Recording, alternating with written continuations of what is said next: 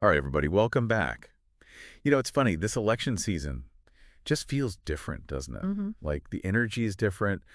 We aren't just picking a side. It feels like we're picking a path for the whole country. And some of these paths, well, let's just say they're not what I expected to see in American politics. Yeah, I see what you mean. And a lot of the articles you shared definitely get at that crossroads kind of feeling, that feeling of drastic change on the horizon. For sure, like take that Peter Weiner piece in The Atlantic, for example. Yeah. He's a lifelong conservative, right? Yeah. Worked with Reagan and everything. Even he is calling out Trump, calling him squalid even. And then he went on to compare this election to some of the, well, darkest moments in American history. I mean, that's a pretty strong statement, don't you think? Especially coming from someone who's been on that side of the political spectrum for so long. Yeah, I think he's really struggling with where the Republican Party is headed. Obviously, he's disturbed by Trump as the nominee, but it seems like he's even more worried about something bigger, something shifting within conservatism itself. Maybe this is a sign that those old political labels like conservative and liberal don't really fit anymore. It really seems that way. And on top of all of that, there's the whole issue of technology and how it's shaping this new wave of political thought, like that MSNBC clip, the one with Rachel Maddow. She goes into some detail about J.D. Vance, who, he's that Republican Senate candidate.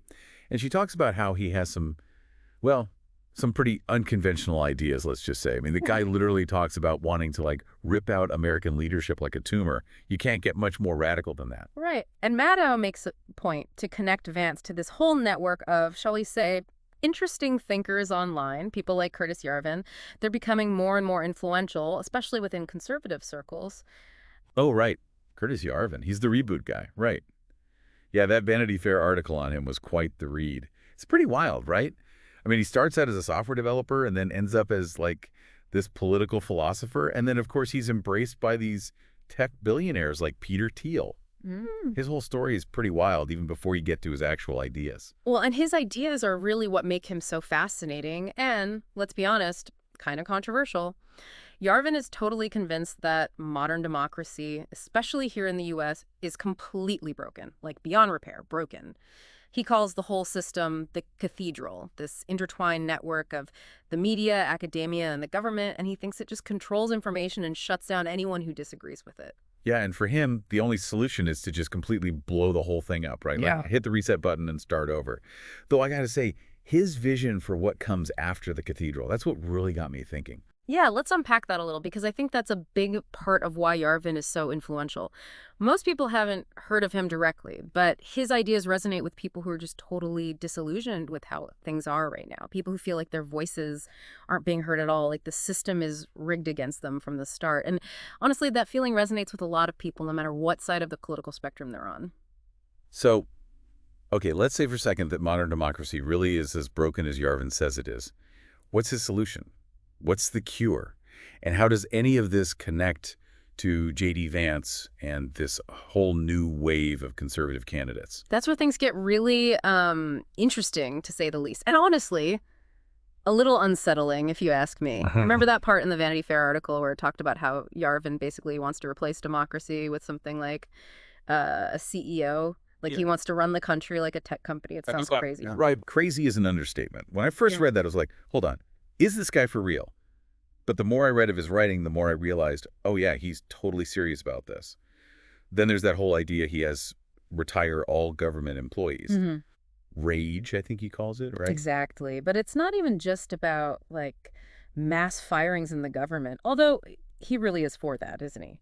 No, Yarvin's core belief is that democracy it can't work. He says it's way too inefficient and that what we need is just one single leader, someone who can just make decisions and get stuff done without all the bureaucracy. He actually says that we should have like a brilliant tech CEO calling the shots, optimizing for efficiency and results, that kind of thing. Okay, I mean, I guess I can kind of see the appeal of like a super efficient government, but a CEO, doesn't that seem, I don't know, a little too much like a dictatorship to anyone else? That is the million-dollar question, isn't it? And it's something that Weiner was wrestling with, too, in that Atlantic article.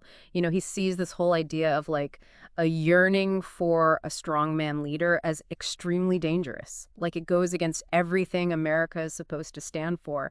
But here's the thing. Yarvin doesn't see himself as anti-American, not at all. Actually, he really believes that his ideas are, like, the only way to save America.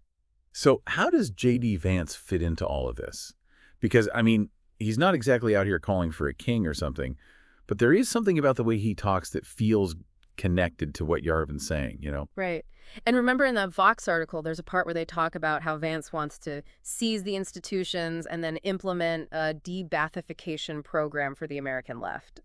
It's almost uncanny. It's like he's pulling that straight from Yarvin's playbook, this whole thing about how the only way to change the system is to just absolutely tear it all down and then rebuild it from nothing. And it's not just Vance either, that Blake Masters guy. He's running for Senate in Arizona. Yeah. He seems to be taking cues from Yarvin too, especially when it comes to his stance on, well, pretty much the entire government bureaucracy. Oh, right. And don't forget about Peter Thiel. He's the one funding both Vance and Masters, right?